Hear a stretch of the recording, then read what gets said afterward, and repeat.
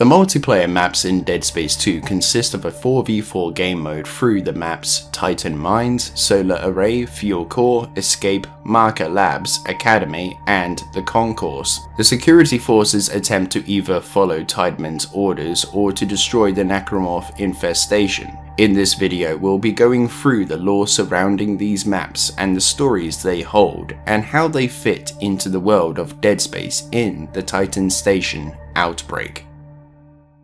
We've got it. Cover each other, or we'll never make it. As the outbreak had been progressing in the public sector, 2 teams of 4 attempt to find the source of the outbreak and to save those trapped within the mines. However, as soon as one team had been cut off from the other, they begin to backtrack to the map, attempting to rig up a device to destroy the bulkhead door in order for them to escape. In the official timeline, Battleit's team was the one to participate in this event, while Gabe's team were approaching them, but were constantly under attack from the Necromorphs as well. In the DLC Severed, the mines didn't have a central device rigged up to the door, so perhaps the Necromorphs had destroyed it, or the team didn't even make it to the first objective as they were completely unprepared to face the Necromorph horde.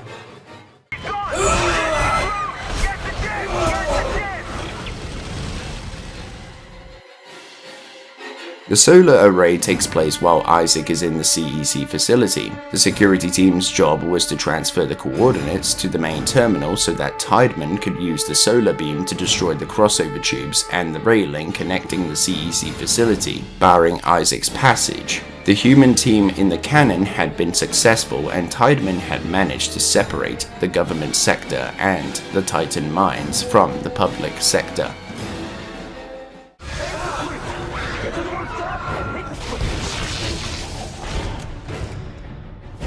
The Fuel Core map takes place in the initial attack of the CEC facility. The security teams believed that if they detonated the fuel core, that a chain reaction will surely take place, burning the Necromorphs from the vents and the corruption severing the Necromorph infestation. However, the security teams would eventually fall to the Necromorphs as it had been functioning when Isaac travels over the higher catwalks that overlooks the fuel core.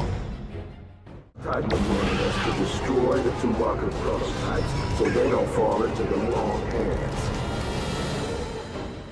The Marker Labs map takes place as Isaac makes his way to the machine after he had compromised the compound. The security teams under Tideman's orders would be to destroy the 2 red markers while fighting off the Necromorph infestation. The outcome of this event could have gone one of 3 ways. Either the security teams destroy the markers and survive for a time before the station explodes, the security team becomes overwhelmed by the Necromorphs and fails to complete the objective, and the last being in the midst of the battle, the entire station explodes, killing the entire security team in the process. I figure I'll let you guys decide what happens in this scenario.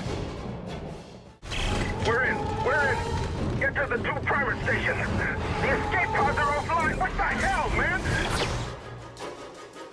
The escape map is located on board the USG Ishimura. The security teams had been tasked with disabling the gravity tethers ripping the moon shard apart. Once they had been successful in their task, they soon saw that the way they came in couldn't be the way they came out, as it had soon become overrun by the Necromorphs, and so they decide to use the nearby escape pods to escape the terror. The team, however, see that this area of the ship has been locked down, so they must fight their way to the terminals to gain access to the escape pods. However, they soon saw that the escape pods had been left offline, so they had to reactivate the seals. Once they had finished this task, the outcome could be that they escape, or they simply did not. Or maybe 1 or 2 had survived to tell the tale, but the others weren't so lucky.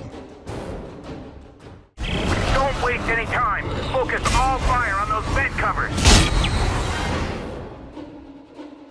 In the team's attempts to save the civilians and children of the sprawl, they soon found themselves trapped inside of one of the several elementary schools due to the Necromorph threat. The security teams here had to battle against the Horde to assemble a device that will prime the decontamination chemicals and to release them. The team would be successful in assembling the machine, but they would soon encounter a problem with the internal machinery. The ports were sealed shut. Instead of finding a workaround, the team would blast the seals open, allowing the chemicals to be released. However, the outcome of this mission is unknown, as the chemicals may not have killed the necromorphs, and the security team could have died before they had assembled it. So, once again, I'll let you decide this outcome.